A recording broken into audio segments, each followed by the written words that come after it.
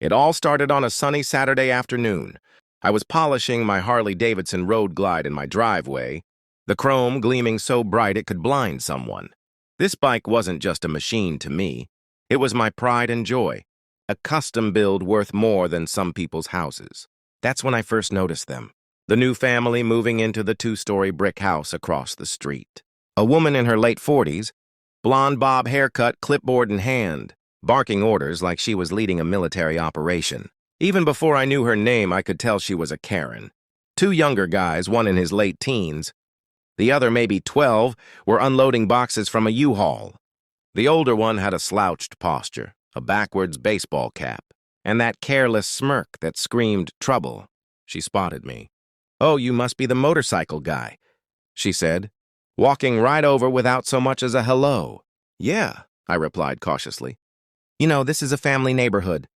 We try to keep things respectable. Maybe you could store that—" She gestured toward my Harley. "Somewhere less visible." I just smiled politely. "This Harley's staying right here." Her lips tightened into a thin line. Without another word, she spun around and marched back to her yard. I thought that would be the end of it. I was wrong. Over the next week, I noticed her older son, let's call him Chad, eyeing my bike whenever he passed. Sometimes he'd circle a little too close, pretending to check his phone. My gut told me he was up to something. So, I decided to be proactive. I installed a motion-triggered security camera above the garage and a GPS tracker on the Harley. The tracker was linked to my phone and set to send me instant alerts if the bike moved, without the key in the ignition. A few nights later, at 2:17 a.m., my phone buzzed. "Alert, Harley movement detected." My heart jumped into overdrive. I pulled up the camera feed, and there he was, Chad, wheeling my Harley down the driveway, like it was a midnight delivery. I didn't even hesitate. I hit call police on the app, which sent the alert straight to dispatch along with my GPS location. At the same time, I grabbed my jacket, my keys, and stepped outside, just in time to see him disappearing around the corner. He had no idea my Harley was leading the cops straight to him. I jumped into my truck and fired up the engine, my phone on the dash showing the GPS dot of my Harley moving down the street. The cool night air rushed in through the open window as I took a sharp turn, following that blinking dot. Within minutes, the distant sound of sirens echoed through the neighborhood.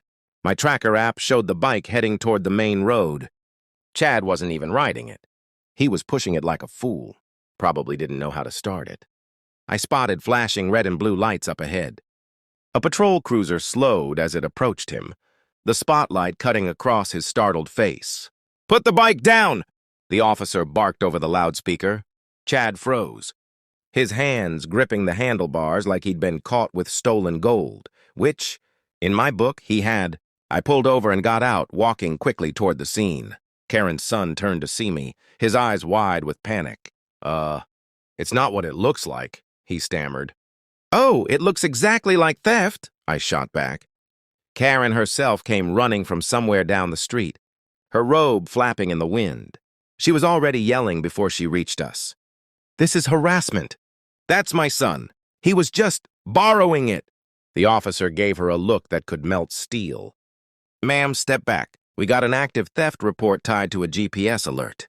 "This isn't borrowing, this is grand theft motorcycle."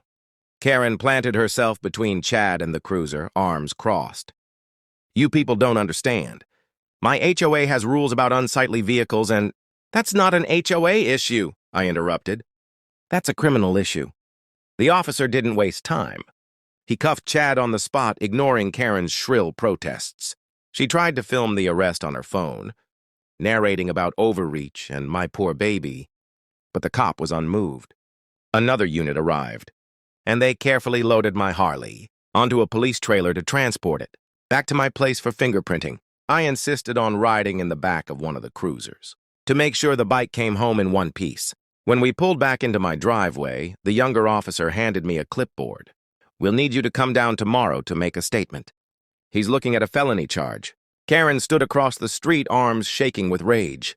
She mouthed something at me. I couldn't tell if it was a threat or a promise, but I knew this wasn't over. As the officers drove off, I leaned against the garage, staring at my Harley under the porch light. It was safe for now, but Karen wasn't the type to accept defeat quietly. The next morning, I barely had time to pour my first cup of coffee before there was a loud, rapid knock at my door. It wasn't the police this time, it was Karen, standing on my porch in a tailored blazer like she was about to host a press conference. "We need to talk," she announced without so much as a greeting. I didn't invite her in. "About your son trying to steal my Harley?" "About your false accusations," she corrected, pushing her way one step closer. "Chad told me the truth. He was moving your motorcycle to a safer location because the HOA has been receiving complaints about it being an eyesore." I took a slow sip of my coffee. "Karen, I've got security footage, a GPS alert, and a police report. The only thing your son was moving it toward was a felony conviction." Her eyes narrowed. "You think this is funny? I have friends on the HOA board, and if you don't drop the charges, we will fine you until you can't afford to stay here." I laughed, which only made her angrier. "Go ahead. I'll just bring the footage to the next HOA meeting. See how that plays out." She stepped back, her smile tight and artificial. "You'll regret this." The rest of the day was eerily quiet, until the evening, when I found an official-looking letter taped to my garage door. It claimed my Harley violated multiple HOA rules: excessive noise, improper storage, and aesthetic disharmony with the neighborhood. It was signed by Karen herself, acting HOA compliance officer. The problem? She wasn't on the board. I called the HOA president, a no-nonsense retiree named Bill. When I explained what had happened, Bill sighed heavily. "She's not an officer. She's barely a member. And she sure as hell doesn't have the authority to issue fines." Bill promised to handle it, but I had a feeling Karen wasn't done. Sure enough, 2 days later, I noticed fresh scratches on my Harley's gas tank. Not deep enough to ruin it, but enough to make me furious. I checked my security camera, and there she was. Karen, walking past with her little white dog, pausing just long enough to drag her car keys along the tank before strolling away like nothing happened. That was it. I wasn't just going to defend my property, I was going to make sure she learned that messing with me had consequences. And I had the perfect plan forming in my mind. I spent that night setting up a little surprise. My Harley was already covered in GPS tracking and cameras, but this time I went further. I installed a second hidden camera at ground level, pointing directly at the bike, and a small wireless motion alarm that would alert me instantly. Then I added the final touch. A harmless but very convincing ink burst security system. Basically, if someone tampered with the bike's ignition or gas tank, a small pouch of washable but very bright blue dye would explode outward.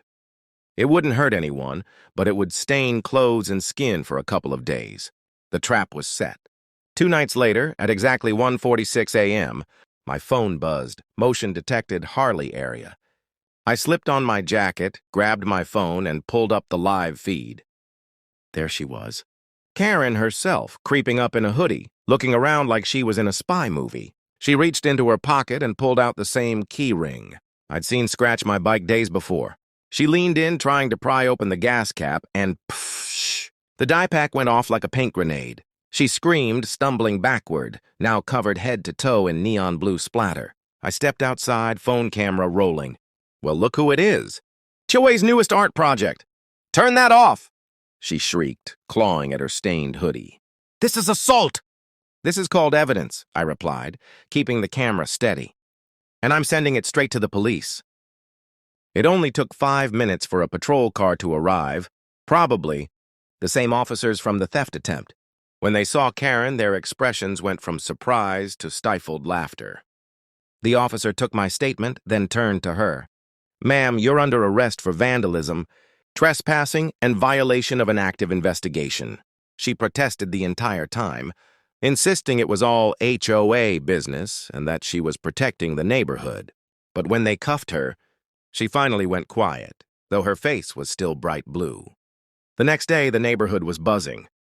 People came up to me in the driveway whispering about the Smurf incident. Even Bill, the HOA president, stopped by just to say, "Guess we won't be hearing much from her for a while." Chad avoided me entirely. I figured his mom's little stunt put an end to his midnight motorcycle fantasies. As for me, my Harley gleamed in the driveway free of scratches, and every time I passed Karen's now quiet house, I couldn't help but smile. Sometimes, justice isn't just about catching the criminal, it's about making sure the whole neighborhood sees them in bright, undeniable color.